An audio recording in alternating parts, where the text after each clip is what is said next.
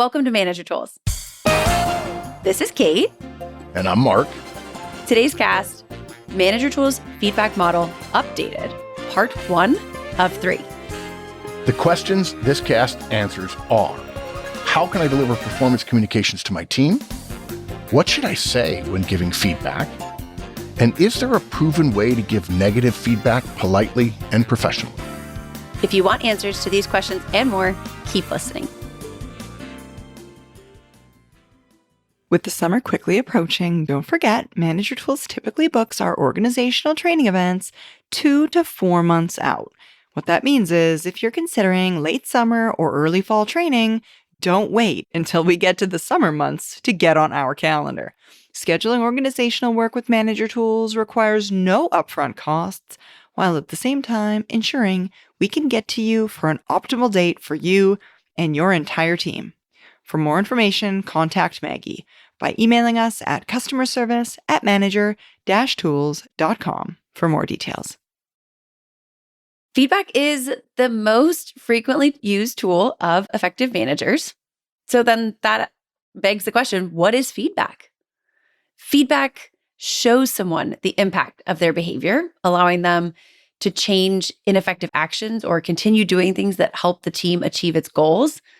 The dirty little secret of most managers is that while they're desperate to get feedback from their bosses, they then visit that same sin on their own team. And every time we ask groups of executives and managers if they like more guidance and response from their boss, everybody raises their hand. They all do, always. And sometimes when I do it, I'll even say, okay, 98% of you raised your hands. Let's lower that number a little bit for your directs and say it's 80%. Fine. Yeah, okay. Okay, cool. Just because, some people don't want me to guess the other group's numbers. On the other hand, every group also believes that their team is hearing everything the team needs from themselves as managers, which of course is not true and couldn't be true. Yeah, it couldn't be true. The world doesn't work that way. We apply the middleman test to so much. And I want to go back to something you said earlier. We said feedback shows someone the impact of their behavior, allowing them to change ineffective actions, which would imply negative feedback, right? Or continue doing things that help the team achieve its goals. And that's positive feedback. And folks, just so you know, as Kate and I go through this, when we say feedback, we don't mean negative feedback. We mean both positive and negative feedback. And we're going to make a pretty strong case here for the power of positive feedback. I think one of the lines in the show notes is, the road to negative feedback, to effective negative feedback, goes through positive feedback. Part of the reason so many managers don't want to give negative feedback is they've gotten pushback. And the reason for that is they haven't given enough positive feedback. There's an inherent breaking of trust when you say you're only going to talk to me about my mistakes, when in fact, the majority of what I do is good.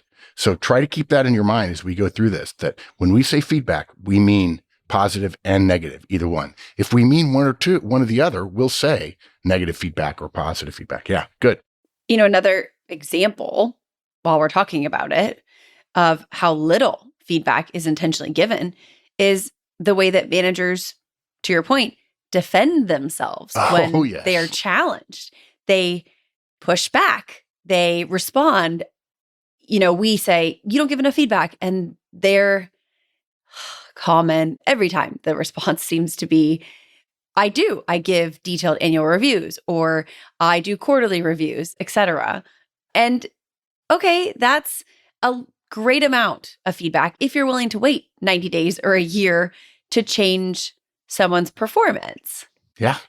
It's so iterative. Yeah, all high-performing organizations bathe themselves in feedback. Companies get feedback from the outside world, and they're constantly adjusting to it.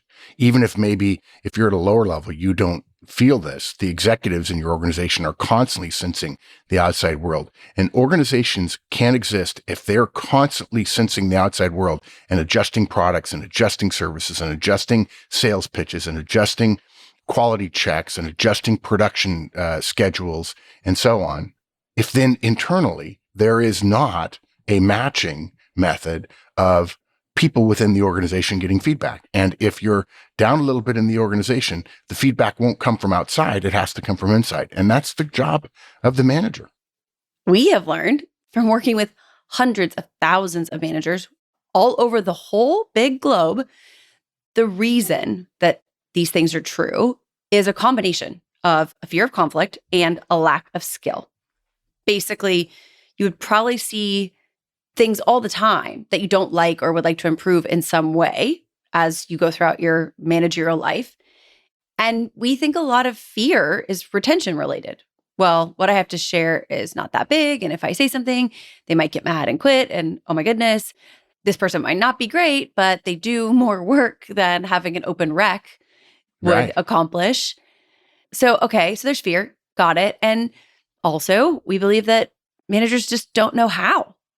The good news is this guidance will teach you a foolproof, simple, and fast way to talk about performance. And what I would say relative to retention, this cast is about the how. And we'll get into the why as well. But when you're worried about retention, the issue there and pushback and people saying, oh, I can't believe you're giving me negative feedback. The reason that happens is lack of trust. And that's why feedback is the second part of the manager tools trinity after doing one-on-ones. We'll be releasing an updated cast about rolling out the trinity. And what happens first is one-on-ones. If you want your feedback to be effective, you've got to build trust first. And that's true for negative feedback and positive feedback. Yeah. So if you're worried about that retention, it's okay. If you're worried about the pushback you've gotten before, it's probably because you focused on negative and because you didn't spend time building trust. Now you might say, well, I think my people trust me. Well, our experience is managers who don't do one-on-ones, who don't spend time with their people every week, aren't trusted nearly as well, half as much and less in some cases, as managers who actually spend time individually with each one of their directs. So that's why we call it the Trinity, because it all goes together.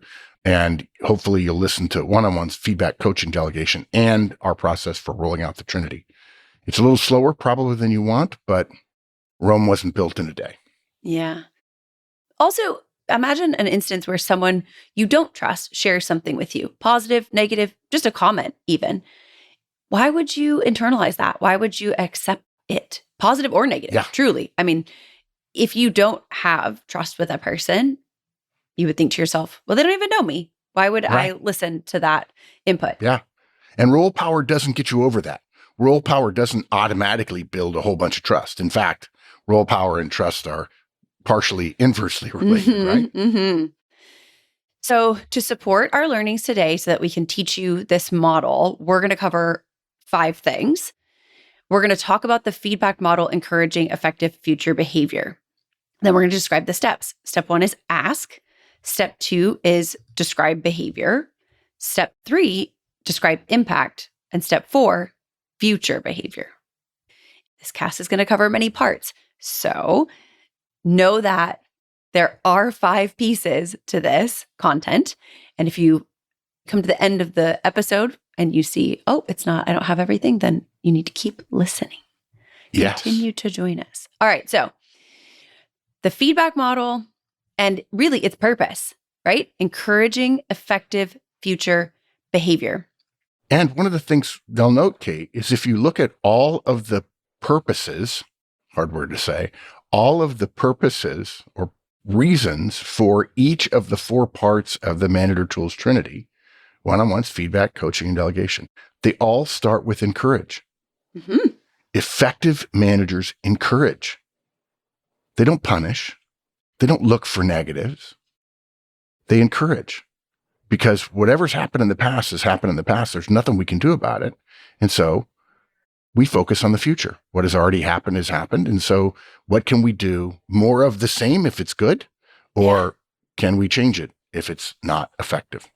This is the answer to all those situations where your direct does something amazing and you want to see it again, or something not as amazing that you don't know what to say about it and you don't necessarily want to see it again.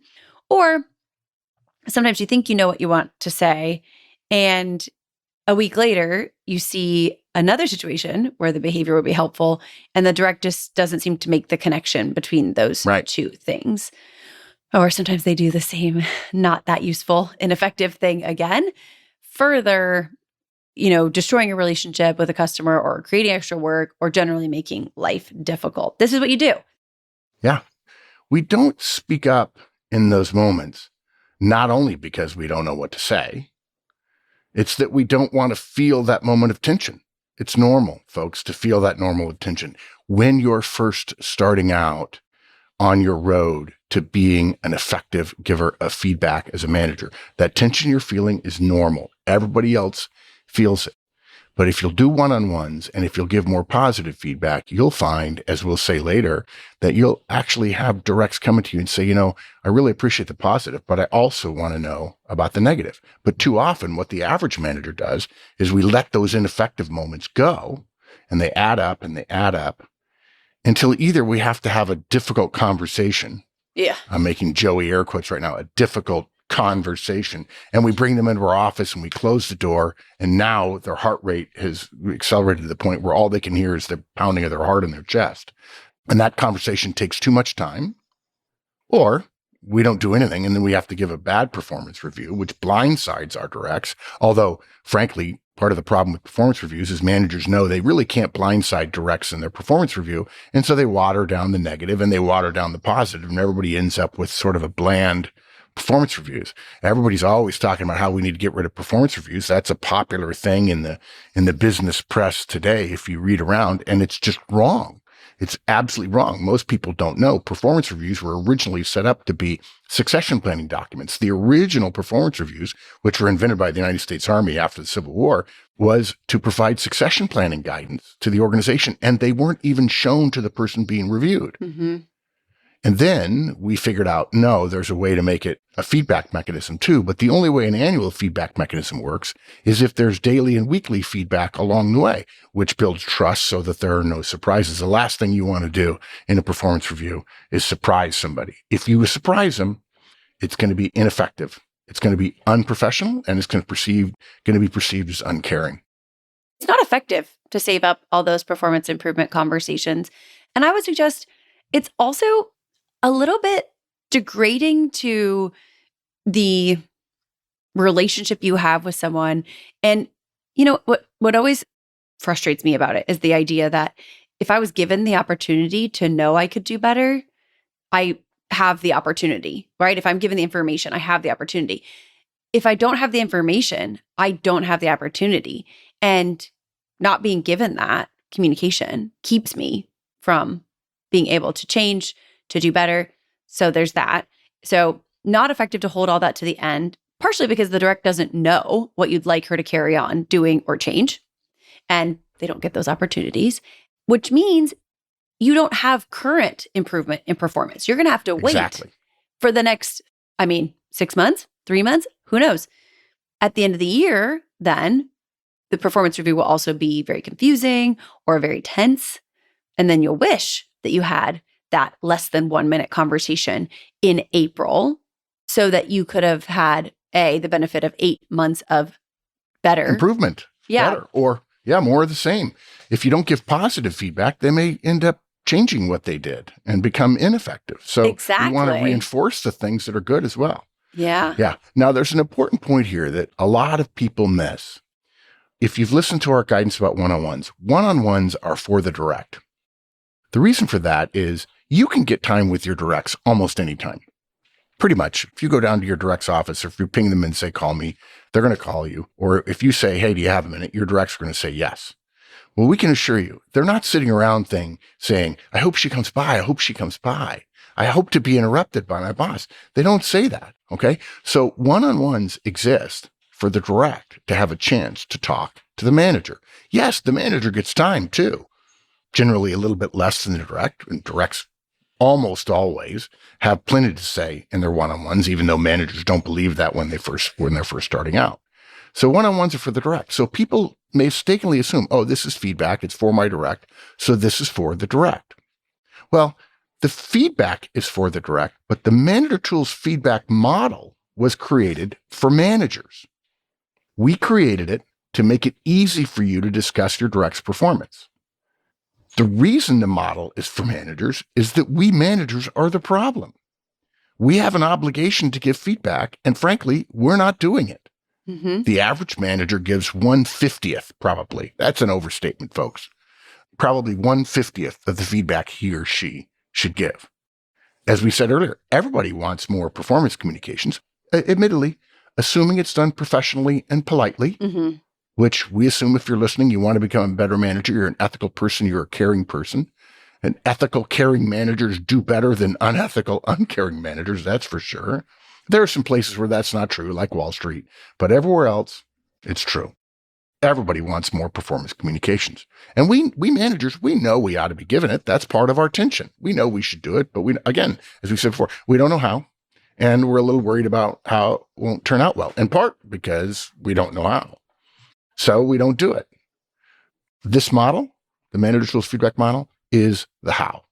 Yeah, it's to help managers. It doesn't mean that it doesn't benefit directs. Of course it does. Of course it does. But the manager tools feedback model is meant to make it easier for managers to give that feedback that's needed, necessary. Yes, the feedback, the content of the feedback is for the direct, but the model is for the manager, for you to make your job of delivering performance communications easier. And when it gets easier for you, and it will, we promise, We guarantee it. your directs will benefit, as will the organization and yourself. Your life gets a lot easier as well. Now, a little bit of background. Before Manager Tools ever started sharing all this guidance, we developed it for years by testing various types of feedback delivery on hundreds of thousands of directs and tens of thousands of managers that we trained for nearly 20 years, again, all across the globe.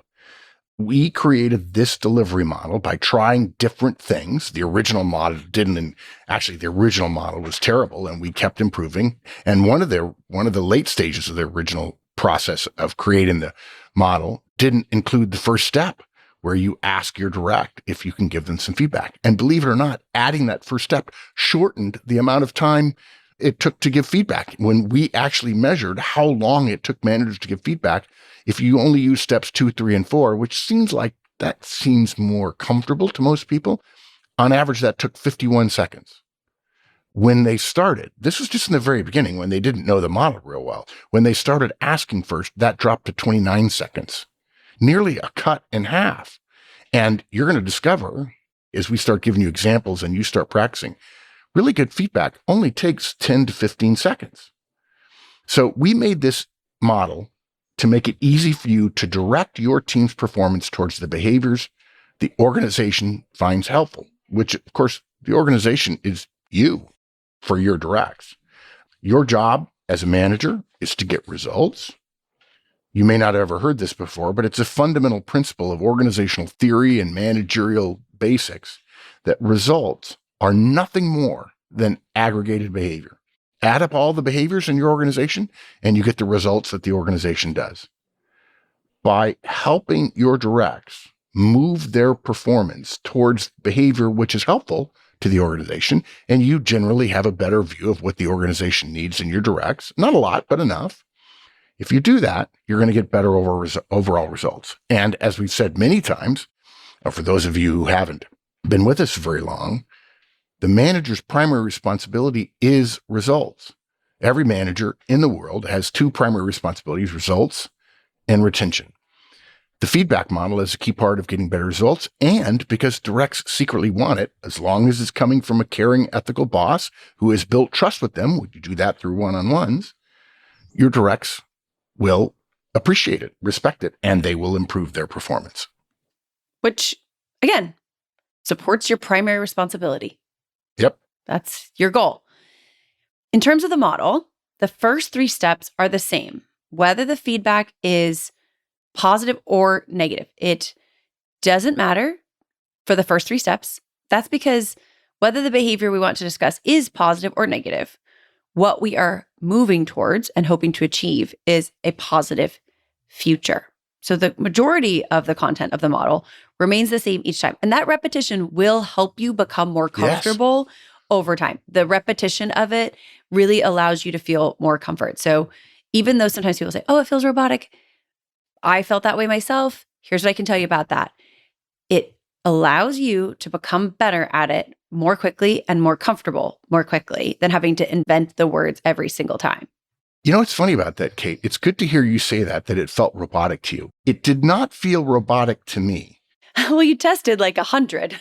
Right. That's exactly why we tested so many different models. I think Yeah. this is actually version 17 of our feedback model. And we're not It's saying not there isn't a 100. better way, right? Yeah, 100 would have taken 40 years rather than 10 or 15.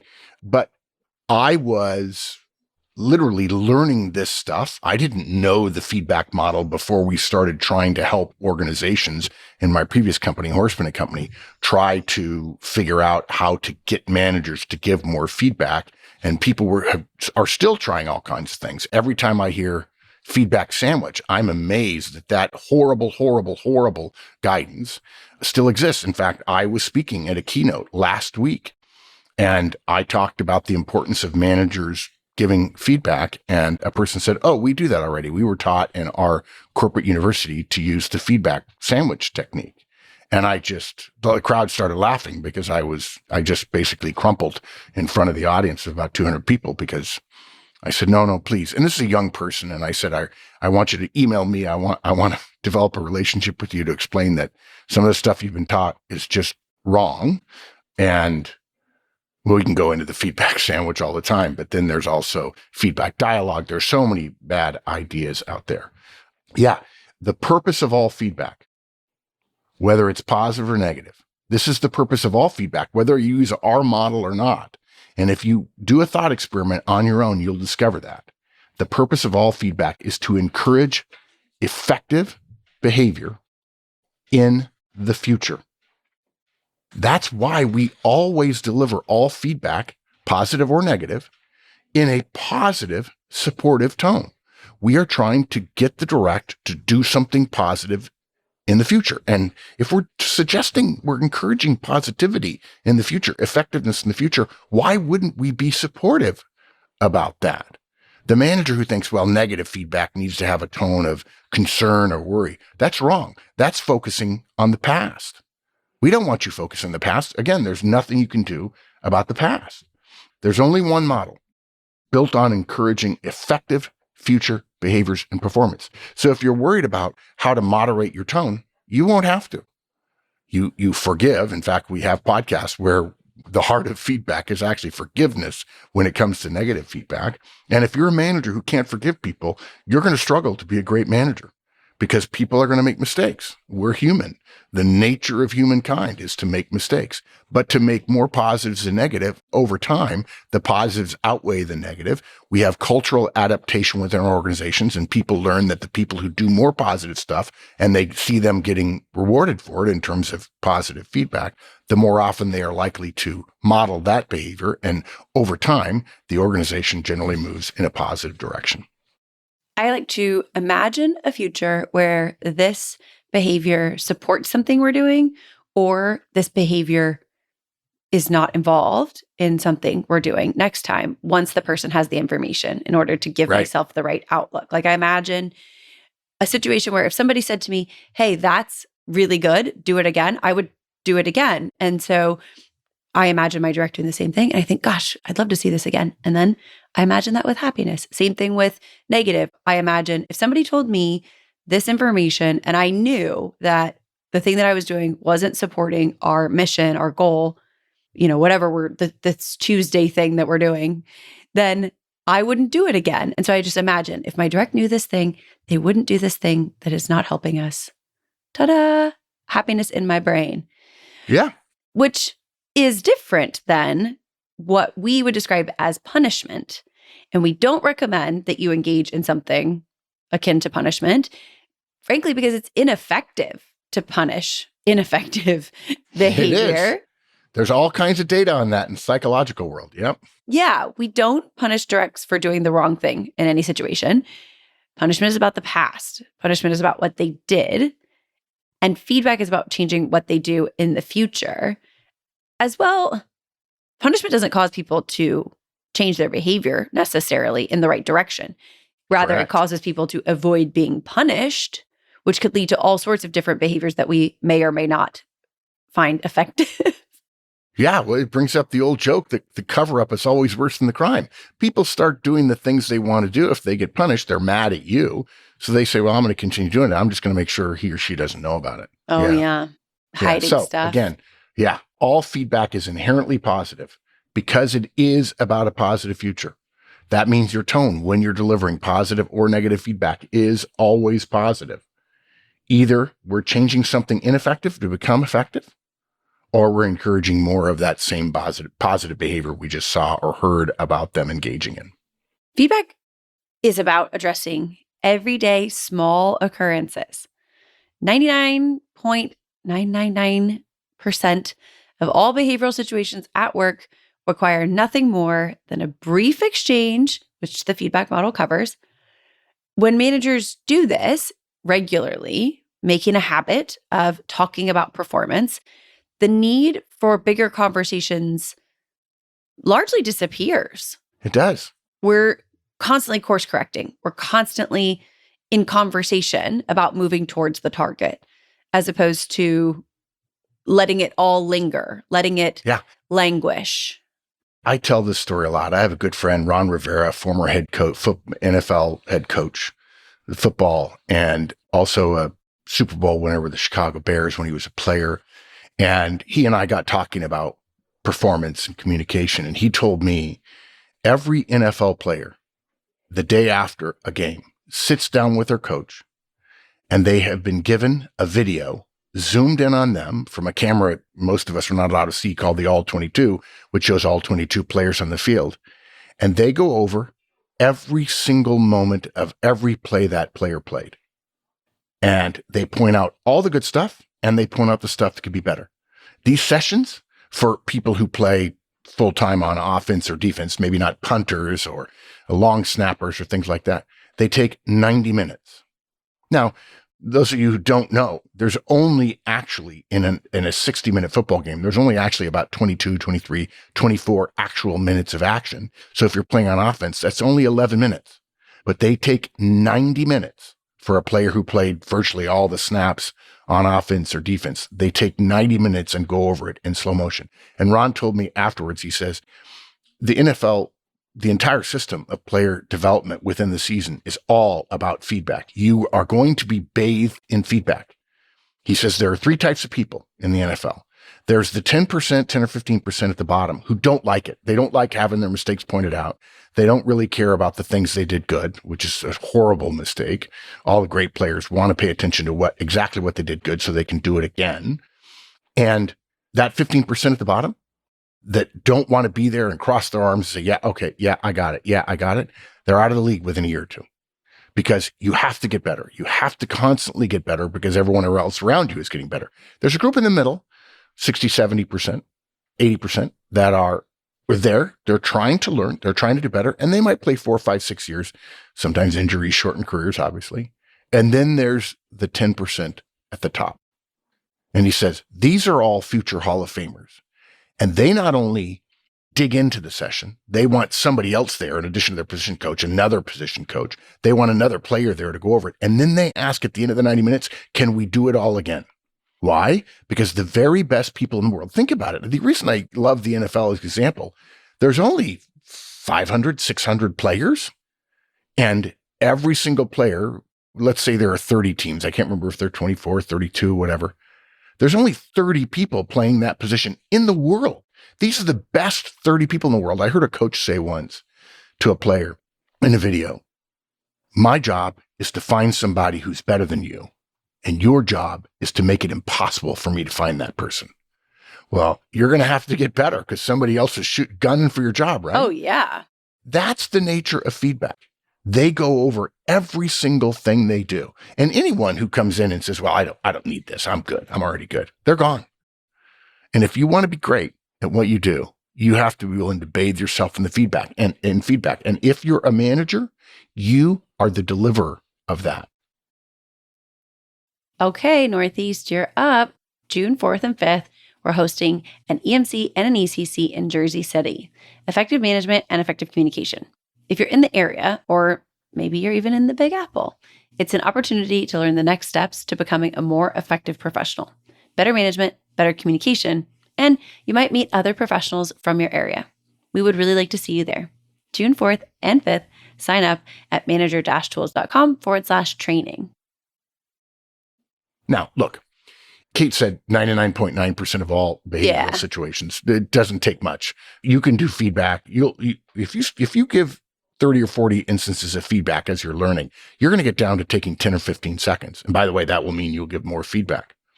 Now, obviously, there are some situations that don't call for feedback, but they're so incredibly rare, we don't have to have a model for them, even though we do. If your direct hit somebody, physically assaulted somebody, or stole money, or lied to a customer, those are not as appropriate circumstances for feedback. Yeah.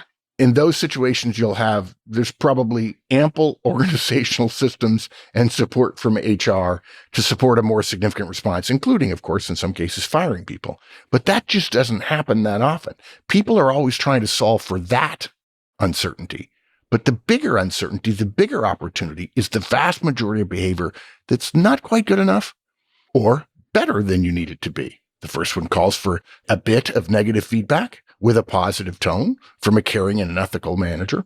And the bit where somebody does a little bit better, you pat them on the back and say, that's good as well. Not praise. You give them positive feedback. We want both positive and negative feedback models, or one model that delivers both, so that they know all behavior is just behavior. Mm-hmm. And we want behavior that's more effective, and we're focused on the future. And frankly, 90% of what our directs do is good and effective. It is, yes. I always say to managers, or else you would not be here. Yes, exactly. Your presence is indicative of that 90% positive work. They do great work. They work hard. They do their best. They get up in the morning. They think, I'm going to do my best today. Or they think about coming to work. They spend a great deal of time at work invested in what the mission is or what they've decided to be involved in. And frankly, I don't believe any of them get up and think, you know what, today I'm going to make a mess. So yeah, we have to note that most of what they do is good, and our feedback has to reflect it. The feedback has to be reflective of the quality of work. And that's why we recommend that 90% of your feedback be positive. Your overall delivery as a manager, 90%. Yeah, that's the goal. Yeah. So many managers come to us and expect us to solve their problems with delivering negative feedback. That's what almost all managers are afraid of. I was afraid of it when I was first manager. But again, we said this earlier, counterintuitively, the path to effective negative feedback goes through all the positive things our directs do day in and day out, and them getting positive feedback for that. Mm-hmm.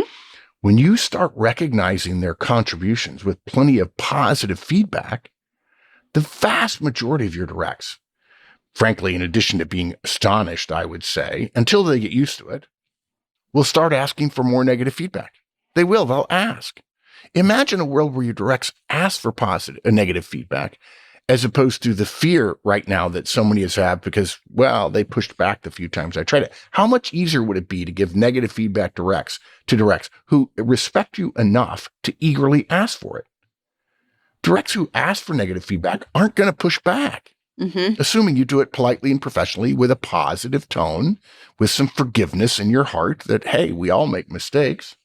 I often ask groups, people, Kate, I'm sure you've done this. I say, raise your hand if you've made a mistake in the last month. Every hand shoots to the sky immediately. And then I say, now, how many of you intended to make those mistakes? And of course, every hand goes down. Nobody wants to do it. Nobody wants to make a mess, like you said. And so by giving positive feedback, you can eliminate their resistance, and that'll make it easier for us managers to give the negative feedback when we have to. Mm-hmm. We're creating a feedback loop, if you will, to steal a term. And any manager can do this. The model is simple to learn. In our Rolling Out the Trinity cast, which again, we're going to update for y'all, we recommend, and we will reiterate here because it's important, that you share this guidance with your directs. Tell them what you're doing. Tell them why. This will make it easier. More transparency is better. They're so much more likely to meet your expectations if they know what your expectations are. Do not surprise them. That will not make it easier for you. Don't Put your personal preference for avoiding conflict ahead of your direct's need to develop. And remember, someday they may be managers. What you share with them around this model may support them. And if you don't share what we're sharing with you, they may believe, because psychologically it's much easier to do so, that most feedback should be negative because they don't know. And they don't have a broad understanding. They haven't had the experience to know that feedback should reflect the situation. Anything you share with them now will make them better managers in the future. So this is a big learning experience around a series of small learning experiences, which creates an organization that is more focused on results and then also able to achieve them because of the constant cycle of information. And again, helping them in the future. All the announcements, all the sharing, all the transparency you can provide here will give them the ability to do it better when it's their turn and not to have to guess. And if you're a manager who had to guess when you were promoted because there was no training or the training was late or the training was poor, honestly, if you remember that feeling of, I don't know what I'm doing, looking around, everybody knows what they're doing. They don't, by the way, but okay. They don't. If you remember that and you know that it was stressful, maybe you're not super concerned about saving them the stress. I bet you'd like to save your directs the, honestly, degradation in performance that happens when you spend weeks or months or even days guessing what you're supposed to be doing and trying to get it right and trying to iterate on it, all that. I mean, as a person who saw a great deal of this content as I was early in my career, I never had to guess. And it was lovely. And I would recommend to everyone that you put your directs in a situation where they don't have to guess, because it is much easier to hit the ground running, to be immediately productive and effective if you know the right answer. All you have to do is share that with them. Yeah, I guessed too. And then I started learning this stuff and I thought, oh my gosh, the difference, the feeling of confidence I have that I have a tool I can use that will make me more effective. And in fact, that's why Manager Tools was started. When I sold my previous company, Mike Ozan, my co-founder, and I, when we started the whole thing, we said, we don't want other people to go through what we went through. We don't want them to have to guess. We don't want them to have fear and struggle and be uncertain. We don't. We want you to be able to do it well and effectively. That's it for this week, folks. Come back next week for a continuation of this topic.